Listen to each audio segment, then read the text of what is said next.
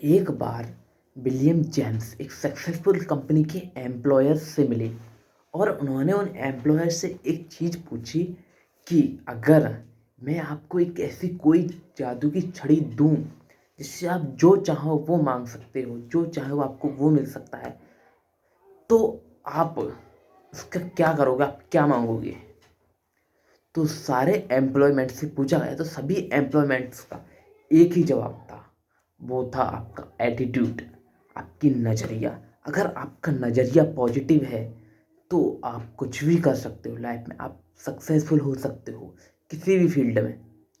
एक बार Harvard university की research की गई इसी बात पे कि क्या वाकई में एटीट्यूड, आपके देखने का नज़रिया जो काम करता है।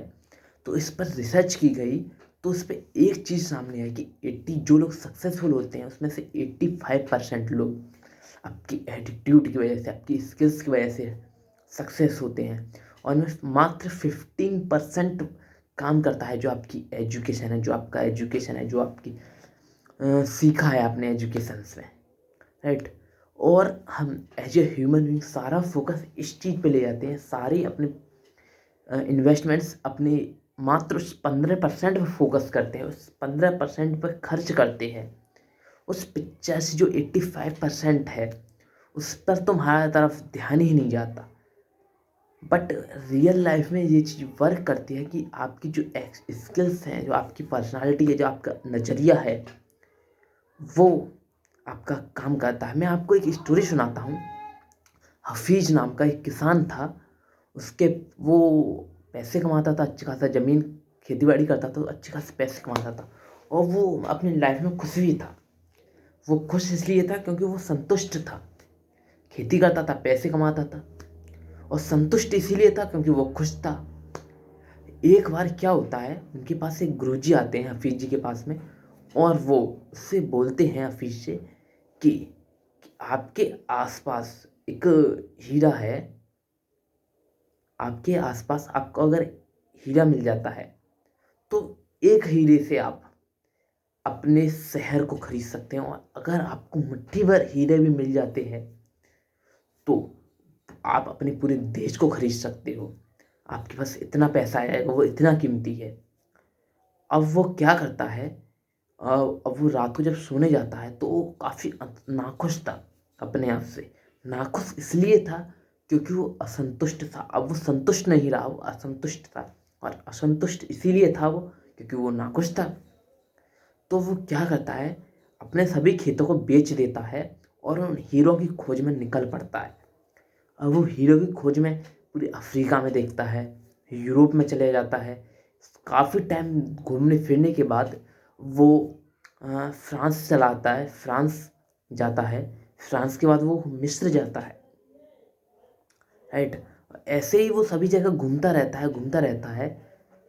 तो उसे तो कुछ मतलब अभी तक उसे कोई हीरा नहीं मिला था अभी तक, और वो काफ़ी अनहेल्दी भी हो चुका था। उसकी जो फिटनेस है वो भी बेकार हो चुकी थी।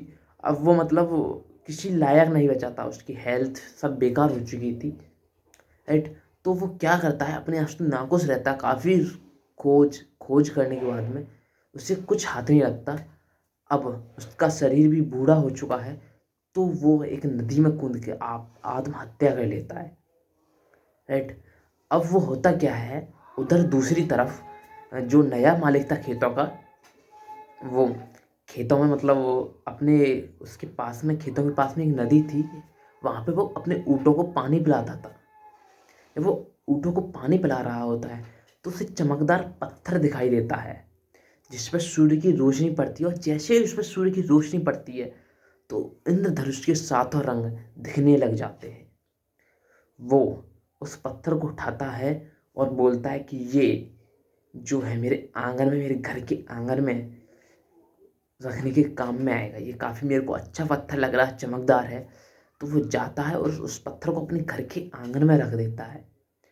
कुछ दिनों बाद वही गुरुजी दोबारा से उसके पास में आते हैं, उस नए वाले किसान के पास में आते हैं। तो अब होता क्या है, तब वो गुरुजी उनसे पूछते हैं कि हफीज वापस आ चुका है? तो नया वाला जो मालिक है वो बोलता है नहीं, अभी तक तो नहीं आया।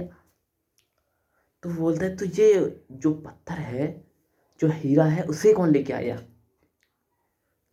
तो वो नया मालिक है जो बोलता है ये हीरा नहीं है, ये पत्थर है, ये खेतों के पास में काफ़ी सारे पड़े हुए हैं ऐसे, ये चमक रहे थे, इसमें इंद्रधनुष के सातों रंग दिख रहे थे सूर्य की किरणों की वजह से। तो मैं इसे उठा लाया और अपने घर के आंगन में रख दिए। तो वो गुरुजी बोलते हैं कि मैं हीरे की अच्छी तरह से परख जांच कर सकता हूँ, अच्छी तरह से पहचान पहचान सकता हूँ, ये वही हीरे हैं जो मैंने हफीज के लिए बोले थे। तो वो बोलता है कि ऐसे तो काफ़ी सारे पत्थर मेरे खेतों के पास में पड़े हुए नदी के पास में हैं। तो वो गुरुजी को लेके उनके पास में लेके जाता है। गुरुजी वहाँ से एक दो पत्थर को उठाते हैं और उन्हें रिसर्च करने के लिए भेजते हैं। जब उनकी घिसाई पिटाई के बाद जो भी वो उनके सामने आता है, तो वो दोनों ही चौंक जाते हैं, वो वाकई में हीरे थे। तो मोरल ऑफ स्टोरी यही है कि जो हमारे आसपास की चीज़ें हैं, हम उसको ध्यान से नहीं देख पाते। हम पता नहीं कहाँ कहाँ पे घूमते रहते, लेकिन जो हमारे आसपास की चीज़ें हैं, वहाँ पे ही हम खुद हीरो पे चलते हैं, लेकिन हमें वो चीज़ नहीं दिखती। हमें सामने वाले की जो है, हमें अपनी घास हरी नहीं दिखती, हमें सामने वाले दूसरे बंदे की घास हरी दिखती है हमेशा। हमें अपनी चीज़ सही नहीं लगती, जो सामने वाले है दूसरे, उसकी चीज़ हमेशा सही लगती है। तो मॉरल ऑफ स्टोरी यही है कि जो भी है उसमें संतुष्ट रहें और कुछ अच्छा न्यू स्किल्स अपने आप में डेवलप करते रहें, ना कि दूसरे की किसी के पीछे भागे। राइट। तो ये होता है एक positive thinking. So hope so आपको ये वीडियो पसंद आई होगी। अगर आपको ये वीडियो पसंद आती है तो उसे लाइक करना, कमेंट करना, सब्सक्राइब करना। ओके, तो टिल द टाइम मिलते हैं नेक्स्ट वीडियो में।